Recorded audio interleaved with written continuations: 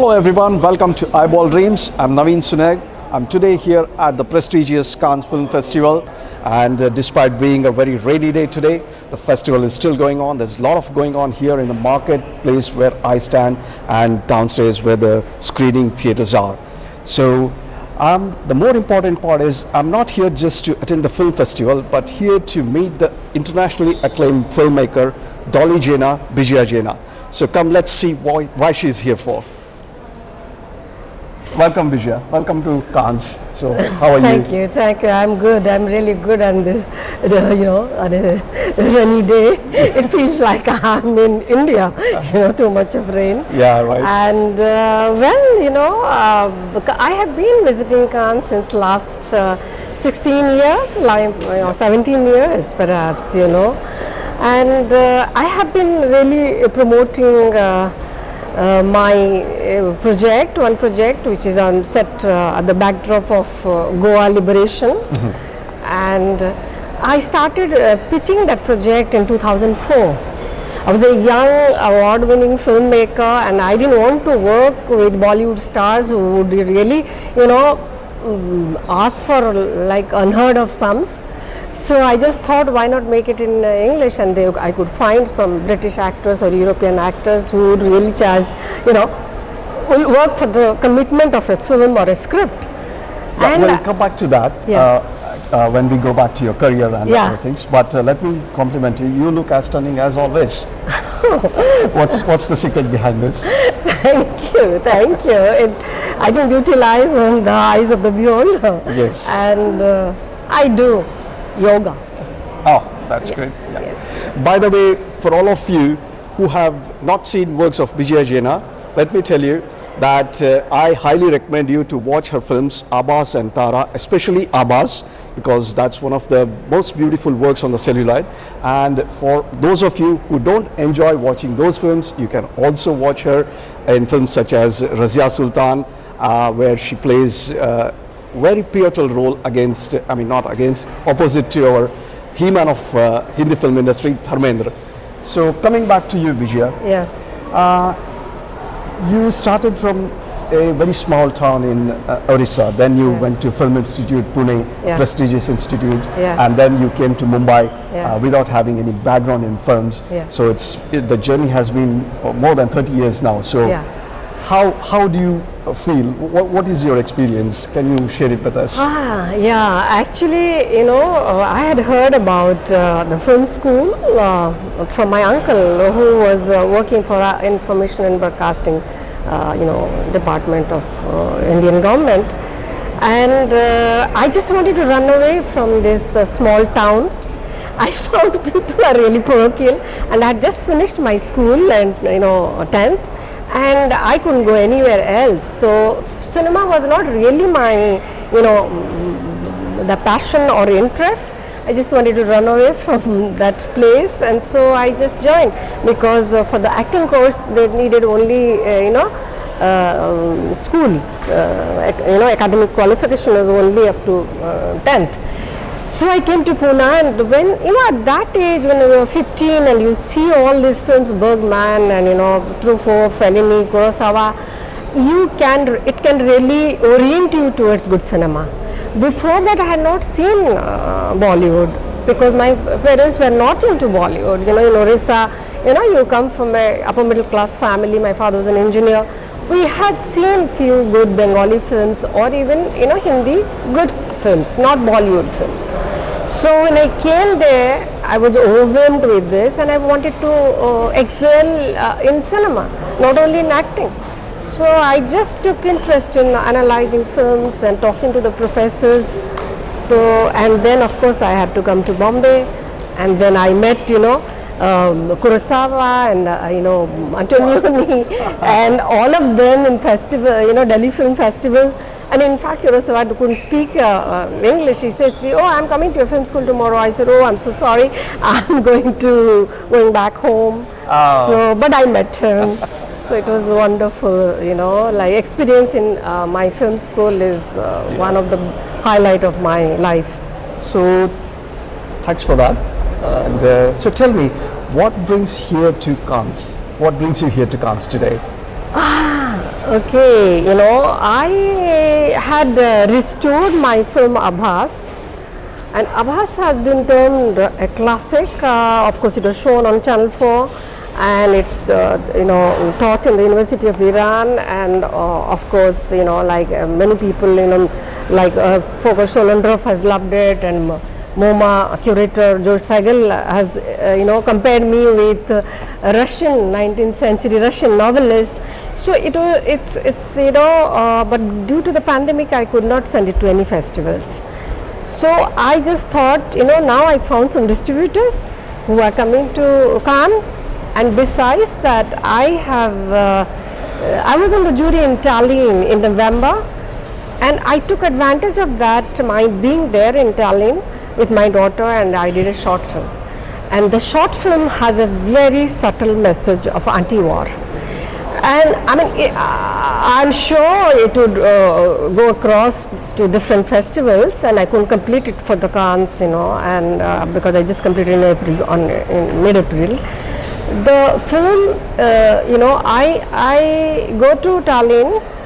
My character goes to Tallinn. I have a backstory. My mother, was displaced and stayed in refugee camps in 1947 during the partition of India. And you know, like that trauma, I mean, how displacement and staying in refugee camps, you were, like landed gentry, and you come and stay in that, has affected her whole psyche till now. So, and I compare, and I meet a guy in Estonia whose family was in Crimea, and how he left during the Crimean War in 2014, and how he comes, but his wife is Ukrainian, and she didn't want to migrate from her country. So it's how basically any displacement, any war, any revolution can affect your lives and ruin, in fact, your families. Yeah, this with the current situation in Russia and Ukraine, your film is more relevant for today than it was a couple of months or years before. And it's very nice, you shared your experience and your film. It's also good to know that often we see you across the globe in various film festivals as a member of a jury. But today you are here to promote your film. It's very heartening to see that, and we wish you all the good luck and success. Thank you. Thank you. Yeah, and coming back to your career, Bijaya. So you started from, as you said, from Film Institute to Mumbai, and without any godfather, as you mentioned. So how difficult it was cracking into that film industry, and also without a godfather, and also how did you manage? Did having a diploma help you in any way? That is the most interesting part of the thing, because casting couch was rampant in the 80s in Bombay, in Bollywood or whatever. Perfect. I'll come to that again, but yeah. Carry on. So, and even in the independent filmmakers, like Shyam Benegal and all that, they had a coterie, their muse. So I could not penetrate that. If I would go to Mr. Benegal, I would get the third or fourth kind of a role. Like some cameo or some goddamn thing, which I was not really interested. I thought, I topped the screen test in film school, so I thought I have a good face and I can act very well. I'm trained, and then why should I do this kind of a thing? It was really very, very difficult. And it's a blessing in disguise, because of that I became a producer. At a young age I became a producer. I hired the best screenplay writer, Bimal Dutt, who has written scripts for Hrishikesh Mukherjee and Amitabh Bachchan and Rajesh Khanna, Anand and Millie, Goody, all these big films, And I hired him, and I told him I don't have much money and I will apply to the government organization for a loan. So because there was no money, so I was assisting him. And he said, because you are cute and you are a poor producer, so I'm giving you more time than the other rich guys who come to me. So when I was going, I was exposed to his fantastic library, because I left home at the age of 15, so I had not read Dostoevsky or any Russian literature, or Victor Hugo, or All the classics. all the you're saying, classics. yeah. So I started borrowing books from his library, and you'll not believe that made me, what I am today. That has, because it was my formative years. So I learned screenplay writing from Mr. Bimal Dutt, and I'm really happy that all the grind I had gone, I didn't get jobs, but I learned this, and which is come to my advantage. And I have written the screenplay of Abbas, which is loved by everybody all over the world. And if I'm not wrong, during this time Razia Sultan happened, right? Which was, if I'm not mistaken, 83. that was your first film. Yes, yes. Okay, so tell us, how did you get Razia Sultan? Oh, well, yeah, he was a really, he was Cecil de DeMille of India, and his film Pakisa is there in Cinematheque. You're talking about Kamal Amrohi. Yes, Kamal Amrohi. He was a wonderful man, really true artist. There are very few, there are nobody after Kamal Amrohi, who was really a pure artist, a poet. So I had gone to a friend's house next door, and they told me, and I was wearing jeans and just an ordinary white shirt. I didn't have any photographs. And they said, very contrary to your role in Razia Sultan. So I said I want to meet him. They took me there. And I couldn't speak really perfect Urdu, or I knew, but I was conscious in front of such a great poet. So what I said, that sir, I have not brought my photographs. So what he said? He said, I am a director. I have my own eyes. I can see. So there's no need. The people who ask you for photographs, they will never give you a role.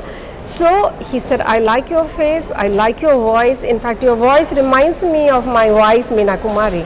Wow. The great What a legend. compliment, yeah. So he wanted to sign me for a lead role in a feature film, but that would have taken another 10 years. So my friends and my uncle told me that, why don't you settle for a role? He said, I can write a role for you, because Razia Sultan was already on the floors.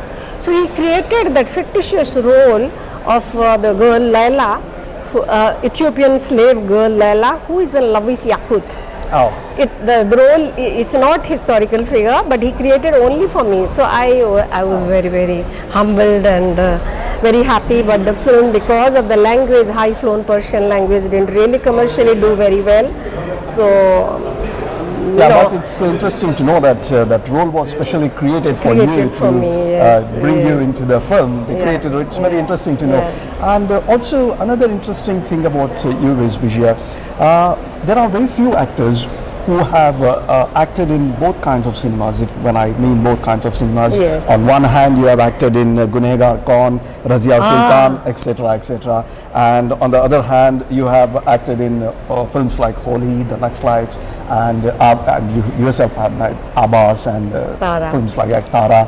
So was there a deliberate attempt to get associated with both kinds of cinema, or how did it happen? I was young, so I didn't think that a good actor is good actor. Like, I have seen Hollywood films, I have seen people like, say, Anthony Quinn working in Zorba the Greek, we saw in the film school. So I didn't really separate that actor has to be, commercial cinema, because I know my job and I would do well whatever I am given. I was a fan of Peter Toole. We had seen Lawrence of Arabia and, Zorba the Greek, and same Anthony Quinn has acted in La Strada with Fellini. That's one of my favorite films, and Gilita Messina, my favorite actress. So I didn't really know that.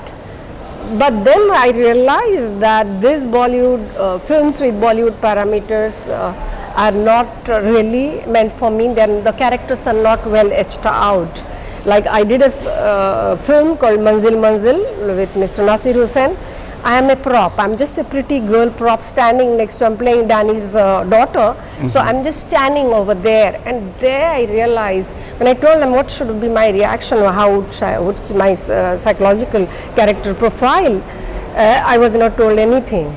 So then I was disillusioned by that, and so, So even now also you are a property.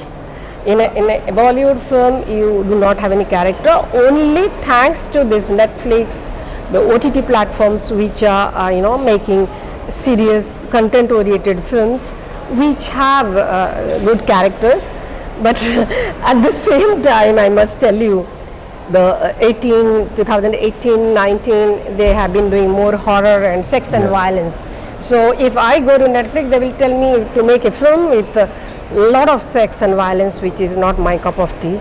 So now Netflix and other OTT platforms have also started dictating their terms, so which is not very different from what we have been experiencing yes, since ages. absolutely, The question why I asked you is because I have heard many of the actors saying that there are only two kinds of cinemas, good cinema and bad cinema, but they never get associated with good cinema. They are always with cinema which pays them well, which so it's very rare to see your kind of actors who are acting in both. And but sorry to interrupt you, but there are people in Britain, like or in American theatre, like F. Murray Abraham. He read my script, Goa script. He said, I love the character and I want to do it. So, there could be people like, say, Ewan McGregor or, like Ray Fiennes. They do very, very, like commercial films like Harry Potter. But at the same time, they also want to do with less salary certain projects. So that commitment is, of course, more in, I think, Europe than in America. Yes, that's true. So and also coming back to Holi, which had a big star cast like Nasiruddin Shah, Deepthi Nawaz. Nasir must be your senior in Film Institute, and then interestingly it had Amir Khan, who after that we never saw him. He was just a new guy. Okay, so what was your experience working in Holi? Oh, I knew Amir, of course, because his sister is my friend, very close friend. And we have seen, sister had come with me to film school. So I think, Amir did it because of Rah. He had done one art film, but I had also told him I have a script, maybe we can work together. He said his father wouldn't allow him because at the beginning of his career he didn't want to do an art film anymore after Rah. So and again Ketan Mehta told me, Holi director Ketan Mehta told me that he created that role for me after seeing, the greatest compliment he gave me was, he saw Razia Sultan and he thought I was the same. He said exactly, Laila is the saving grace of the biggest disaster, Razia. So he told me I have a role of a student, and 2-3 scenes. So I did that, but there, of course, there was nothing really. And since more to it. Amir has turned a producer now, has he come with any offers for you to act in his films or any role which was written for you? No, I have not really met him because I just went to give him condolence when he lost his father. But I really didn't go because I know that he gets into the making of it. I don't want to make a film under such a strict producer who would have a full control of the creative part of it. I want my creative veto, so I don't think I would be able to. But you would still act in his movies, right? As an actor, as if a role is offered. Sure. Why not? So Amir, if you ever listen to this interview, Bijaya is still active, and she will accept any offers that not any offers, but good offers, definitely. Okay, and when we talk about your films, we can never forget talking about The Deceivers, which was one of the pioneer films made by Merchant Ivory Productions, James Ivory and Ismail Merchant. How did that happen? Share your experience. How was working with like Saeed Jaffrey and his wife Jennifer Jaffrey, they became my friends because we had some common friends, Saeed Jaffrey's wife was given a break off Broadway by Mr. Krishna Shah. So Mr. Krishna Shah, he was the first person who worked in Hollywood from India. He was from UCLA, Yale Film School. So I met Saeed and his wife, and we bonded very well because of Mr. Krishna Shah. And then Jennifer Jaffrey was the casting director of Ismail Merchant film, The Deceivers. Oh, okay. And then Nicholas Meyer flew down to take the audition, and I went there wearing a white sari, thinking they will give me the Sati role. You know, the who commits Yes, Sati. yes, This I've was seen his that, that yes. novel, you know, Yeah. about Satis. Yes. Yeah. So and Thuggies. So you know what happened, that I went there, and then he says, no, I will not give you that Sati role. I'll give you the role of a Nach girl. Nach girl. So I said, so I said, I'm just, you know, like he sees me in a white sari still. He said, your face has that sensuality. You don't have to wear revealing clothes. Your face has sensuality, so I want you this role. So I had to do that role. I said, didn't have much, so I was telling Jennifer Jaffrey and Saeed that it's a very small role. And they said, no, you never mind. And even Pierce, when I met him, I said, oh, they cut one of my scenes. He said, never mind, you know, I did one small role, and then he got the fourth protocol.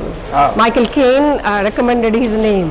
So he said that, you know, you never know, you can be noticed. No, I agree. Though it was a small role, not small role, not very big role, but it was a very important character. But in the film. one scene was cut because of the length. It's very sad, you know. Yeah, that because is of very sad for the actors. Yeah. Okay, so coming back to your career again, so after doing all these for many years, you acted in many films, you know, as we all talk about, we just talked about those films, and then you transitioned to making films in the sense directing and producing. So was this out of compulsion, or what made you to jump into the other side of filmmaking, you know, from front of the camera to behind the camera? What I mentioned to you just now, because of the casting couch, I hired Mr. Bimal Dutt to write the script and make this film Tara. But and I wanted to apply to the you know, government organizations for loan. So by the whole process took a couple of years, 2-3 years, because I was a young producer, and the NFDC didn't give me the loan, and then the Odisha government gave me the loan. Then Bimal Dutt was supposed to direct, but he was ailing. But because Bimal Dutt was ailing, you know, I contacted Basu Bhattacharya, but then he couldn't have made the film in such a low budget. So Bimal Dutt told me that you direct it. No, because Basu Bhattacharya himself made films with very low budget, right? He made, but he would make it for himself, but not for me, because they said his phone bill would be more than your budget. Yes. So that's why Bimal Dutt told me that you directed, because you know the script and you have a fresh vision, and because I am the co-writer of the script, you have created characters, and you are from the film school, so you understand the aesthetics. So you do it. So I just jumped.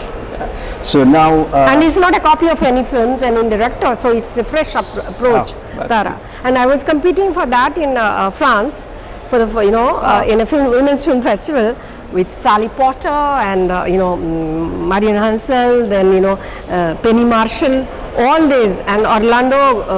I was competing as an actress with Tilda Swinton. So when she got it, I was crying, and then Sally Potter took me out for a drink. She said, no, you're good. But her film was $8 million, and mine was only $30,000. So obviously. Huge difference. Yeah. But over the years, now you have carried the process of making films, producing, directing, and writing, as well as acting. Yeah. So how do you manage this? How do you manage all of this? And do you see one more challenging than the other, or you prefer doing one more than the other? Is there anything like that? It's challenging. It's challenging. In fact, you would say my one with Johnny Depp. She is directed and she has acted. Some producer in UK told me that how can you wear 3 hats? I said I can wear, if Kevin Costner can wear 3 hats, and Clint Eastwood can wear 3 hats, my one can wear 3 hats. I can, that time I said about my one before this film. So I said I can also, and it's tough job, but when I know my scenes, sometimes I improvise. I don't have to explain to the actor because it's lost in translation. So when whatever I want to say, I do it. Like in Abbas one scene, I wanted to make my character grey. So I just on the spot wrote that I tell this handsome lover, admirer of mine, okay, let's elope. And I give a bet that I have some jewelry. There was not enough dialogues. I just went and I told him, let's elope. If I had to talk to an actress and explain it to her, it would take time, it would take time, then it might be lost in translation. So though always my characters, all the characters are grey. They float in between the black and white because I'm too much influenced by the Russian literature. So I do that. Of course, in UK you have, E.M. Foster. Yeah. So I think E.M. Foster's characters or Dostoevsky's characters or Turgenev's characters, they're all grey characters. There is no such thing as, more white or, Yeah, I would not do any character which we see more often in your films characters from characters resembling to Dostoevsky's novels. So as you mentioned, we often see in your films. So it's a very nice, flavor to have. Thank you. And Thank you. Also, now you have got your film here. Yeah. So is there any deal going on with the sales agents to sell it, or are there any distributors, sales agents approaching you to take it on to any platforms? For my short film? Yeah. No, actually I am not really making any deals right now.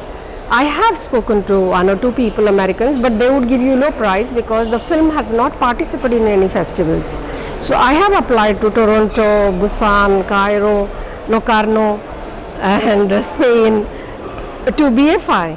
So once it goes to 2-3 festivals, then it fetches a better price. Yeah. So but I have come here to tell them that I have done this film, and but I have a meeting day after tomorrow for Abbas for the European distribution. Oh. So I'm the. Well, it's a very nice thing to know that Abbas, which was made nearly 25 20 years ago, is still in the market and it's still selling, and distributors are still willing to buy it. That shows how It's how timeless. good the film is. You make a good film, and of course it is a period film. It would be timeless. Yeah. And of course it has to have some basic technical excellence. So once you have the technical excellence, I don't think it would be really difficult. Yeah. All the airlines, Emirates, Qatar, Etihad, before the pandemic, everybody bought Abbas. So Also, Bijaya, you are one of those few actors who simultaneously worked in films as well as in television. yeah. And over the time, we did not see you much on the television because when the television series started booming, Yeah. daily soap started happening, we did not see you there. You just vanished from there. No, I must tell you, I'll answer that. In '92 when I got my national award, I was offered a television serial called Tara. My husband is a very famous DP in India. He was given the DP assignment and me the lead actress. I refused. Well, I did not want to live that role for 3 years. So I was not mentally, I said I have just made my first film. It's like you give birth to a child. You have to nurture, you have to market, you have to take it around.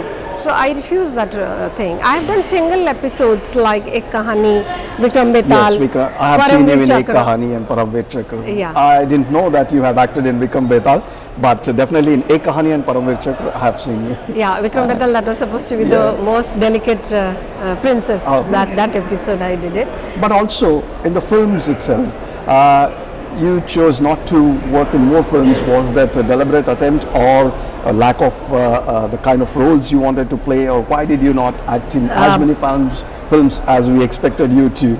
Both. Yes. Actually, if there was full moon every night, then you would not really admire it so much. So it comes once in a month. So you're waiting for the blue moon. I don't believe in overexposure. I myself would get tired of my face if I see it every day for 1 year. In that sense, same role.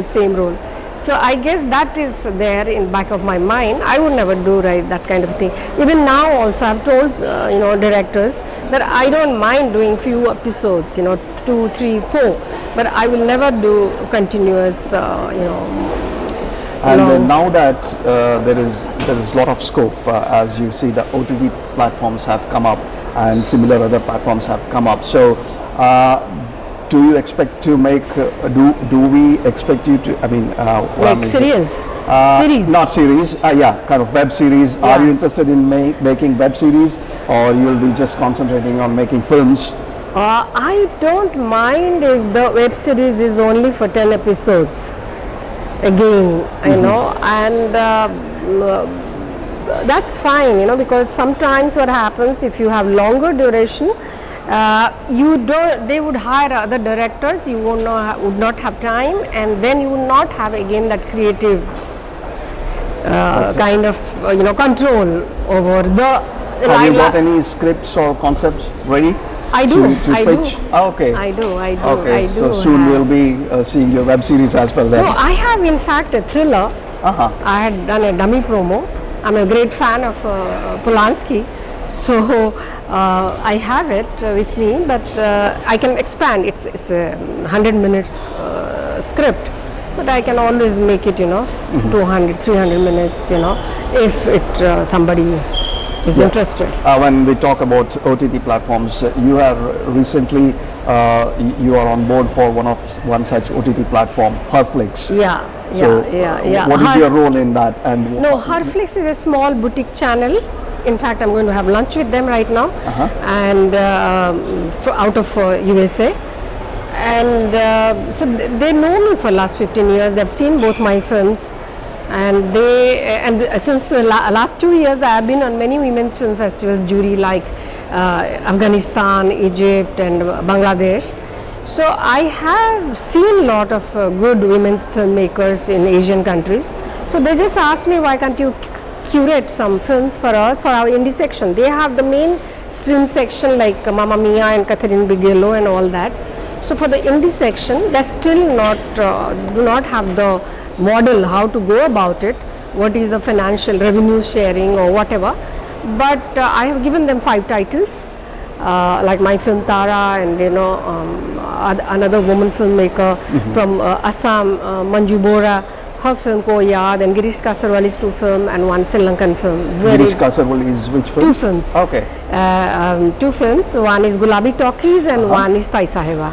Oh, Tai Saheba. I have seen both films. Brilliant. Yeah. Of course, he's a brilliant filmmaker.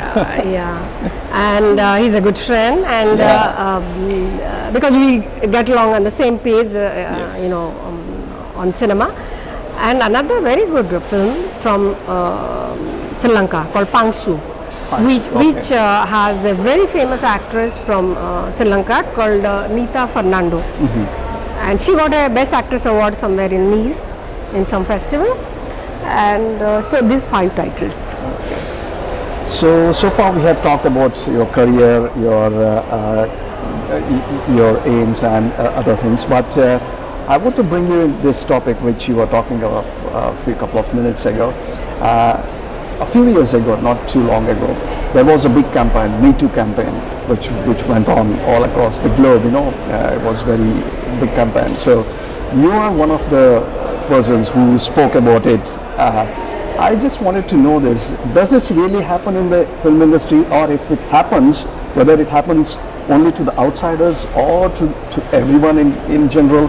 So what is it is happening in the film industry? It's a very long topic. I don't want to waste your time telling elaborate of this. But like Bollywood had the parameters of Hollywood. Like what Marilyn Monroe faced, this also in Bollywood 60s, 70s, the actresses they faced. If somebody did not face it, she must be lucky coming from a good kind of a backing, a godfather or somebody like that, or the producer's kids. But what happens is, that is because it was not organized. The money was coming from the mafiosi in Bollywood, okay? So the mafia kings will, like that film, Alia Bhatt did. So mafia kings will have their mistresses and they would recommend, we will fund this. Yeah. And I'm forgetting the name. There was a girl. She was some mafia king's mistress, and they would fund and they would act. So that became a habit of even the producers, and I have seen them. They're like such crude people. They just understand money, and they would do that.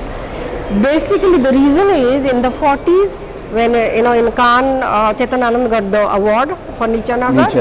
Yeah.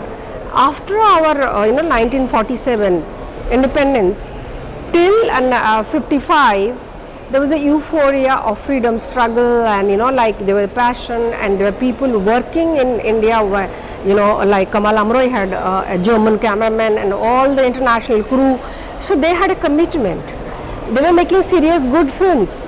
After 55, once you are free, independent, you became a laid back attitude, complacent. You wanted this kind of Bollywood escapism film. So because of that kind of film, the women were given. There was no Mother India there. Yeah. They were, like Mother India must be the last film where you got a good woman role. Even Kamal Amroi's first film, Daira, with Meena Kumari, was 100 years ahead of his time. It's about a woman married to an old man and trying to run away with a young boy. So these are the things which happen, and so Me Too was there. And now I think when the educated class, trained people came in, like who have gone to film schools and all that, so it became definitely less. So tell me, Bijaya, you have been very vocal in support of the central regime in India, the BJP government. So No. you are not. No. But on the contrary, your social media status always say that you are in support of them. Yeah. So on one hand, your films talk about all women emancipation and questioning the tradition and other things, and the central regime, their ideology doesn't coincide with this kind of. Is it? Yeah, don't you think so? No, actually, I don't think I've ever posted in favor of any regime. I am apolitical. I am not a political person. But somebody does something good, I appreciate. Like suppose Mr. Modi has done, bank account for everybody. There's no starvation. People were, BBC made a film on people, kids in Madhya Pradesh eating, calcium stones, queries. Now there is everybody has a like kind of a security, and in my state, of course, we give social pension for widows and like old. So if that is happening, then of course I appreciate. But if they do something wrong, like if they don't develop the culture, I would be the first person. I mean, BJP is good in everything, but sometimes they are not good about cinema. So their attitude towards cinema is not the right one. So because they don't have that intellectual think tank. If I do not publicly support you, but I am an intellectual, you must hire my services. So I can appreciate certain things, and I still don't think they have any kind of a good attitude towards cinema. Oh, that's really nice to hear, and also, I have been fighting. Oh, by the way, I have been fighting since 2013 during the Congress regime. They stopped the DD telecast of award-winning films. Like you have Channel 4, you can you can beat Bollywood because Hollywood, because you can make movies for Channel 4. You are commissioned. If I make a film, the producer asks me, financier asks me, where do you get the outlet? So for that, the only outlet of the revenue was DD. So I did the campaign for 2017, taking signatures from Shaji, Girish Kasarwali, Manju Bora, all that, and finally last year I was on the jury of National Award. I think it would be approved. Yeah. So that would be that's a commendable work actually, and we always see people from film industry getting nominated to Rajya Sabha, the upper house. Has anyone approached you to become one of those? No, they will not, because the reason they will not, because call a spade a spade. If they make a mistake, I just told you that they have made a mistake, or they are not good at that. So, I cannot be nobody. And in my state, in Orissa, the Rajya Sabha thing is generally done by your own state. So, my state also, No, but other states can also, send you. Yeah, of course. I have no clue. I have no clue. Nominate you, but if ever approached, would you accept it? Certainly, As a because think then, tank. certainly, because I would like I've done this with the DD. I'm the only one who Then how would it collects a help the signature. cinema? How would it help the cinema?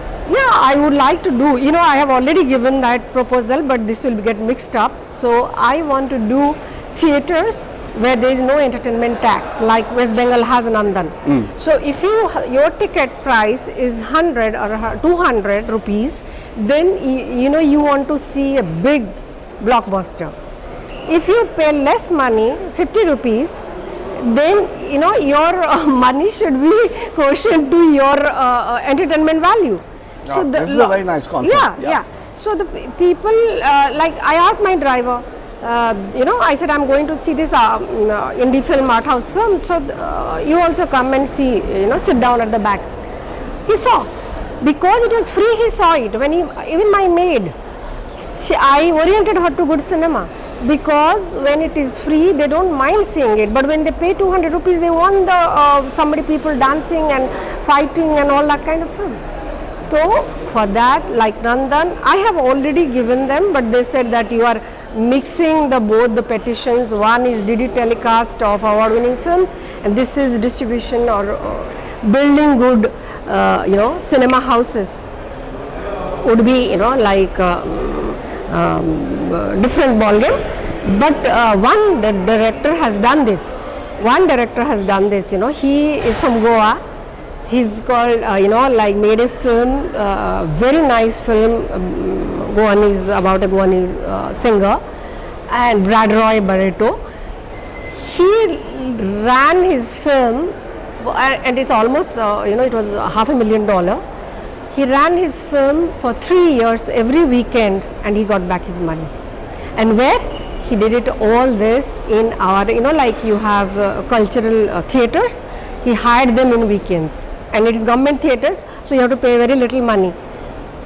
If he can do it in 3 years, get back $500,000, then if I make a film in $200,000, I can do that. People are ready if they give less money. And nobody in India has ever spoken to anybody. No think tank has told this to the Ministry of Culture. All over the world, cinema is not under information broadcasting, but under culture ministry. France culture ministry. They consider it culture. We don't consider exactly. in India. India doesn't. Information and broadcasting. We are still in that Russian model. That if it is information broadcasting, then we can control the censor. Yes. So I am very much in 2014. I had appealed to the then INB minister that it should be under culture ministry. But the INB minister would not like to do it, because he would say, oh, it would go. Such a big glamorous department will go to culture ministry. So he would not do. Okay. So that's. Thank you very much, Bijaya. Thank you for sharing your experiences and all your ideas with us. And I'm sure you have got other meetings to attend. Thank you very much for your time. And it was very nice spending time with you and meeting you here in Cannes Film Festival.